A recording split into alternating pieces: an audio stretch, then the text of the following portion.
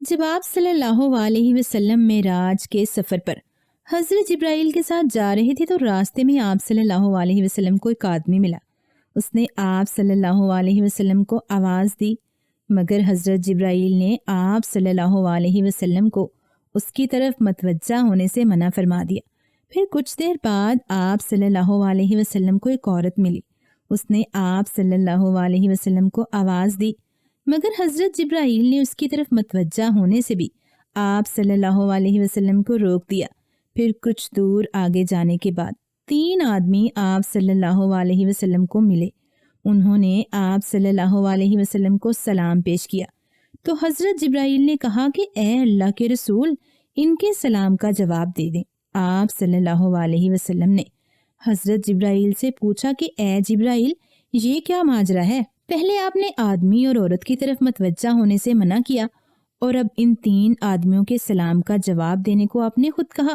حضرت جبرائیل نے عرض کی کہ اے اللہ کے رسول صلی اللہ علیہ وسلم، جو آدمی آپ کو آواز دے رہا تھا وہ شیطان تھا اور وہ عورت دنیا تھی۔ دنیا نے عورت کی شکل بنا رکھی تھی اور جتنی اس عورت کی عمر تھی بس اتنی ہی عمر دنیا کی ہے۔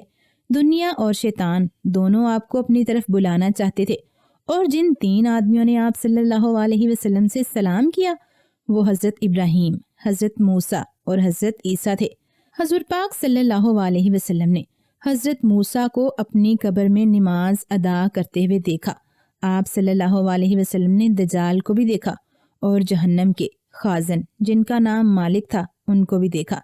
حضرت عبداللہ ابن عباس بیان فرماتے ہیں کہ سفر معراج میں آپ صلی اللہ علیہ وسلم نے ایسی قوم کو بھی دیکھا جن کے ناخن تانبے کے تھے اور وہ ان ناخنوں سے اپنے چہرے کو نوچ رہے تھے۔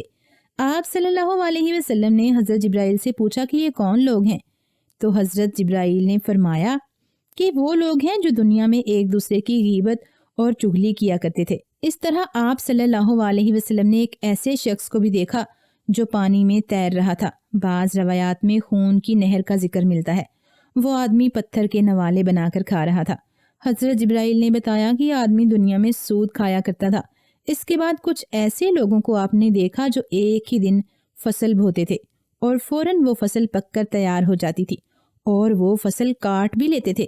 جیسے ہی وہ فصل کاٹتے تھے ان کے کھیت پھر سے فوراً ہرے ہو جاتے تھے۔ آپ نے پوچھا کہ جبرائیل یہ کیا معاملہ ہے؟ حضرت جبرائیل نے بتایا کہ اللہ کی راہ میں جہاد کرنے والے لوگ ہیں، ان لوگوں کی ایک نیکی کا اجر 700 گنا سے بھی زیادہ اللہ تعالیٰ بڑا کر دیتا ہے۔ یہ لوگ جو کچھ بھی خرچ کرتے ہیں اللہ تعالیٰ اس کا اجر ان کی سوچ سے بھی زیادہ ان کو عطا فرماتا ہے۔ سفر معراج کے دوران آپ صلی اللہ علیہ وسلم نے کچھ ایسے بھی لوگ دیکھے جن کے سر پتھروں سے کچلے جا رہے تھے، اور کچلے جانے کے بعد ان کے سر واپس اپنی صحیح حالت میں آ جاتے اور پھر دوبارہ ان کے سر کچل دیے جاتے۔ حضرت جبرائیل نے بتایا کہ یہ لوگ اپنی فرض نمازوں میں سستی کرنے والے ہیں۔ یہ لوگ نمازوں کے وقت کا خیال نہیں رکھتے تھے۔ اس کے بعد آپ صلی اللہ علیہ وسلم آگے بڑھ گئے۔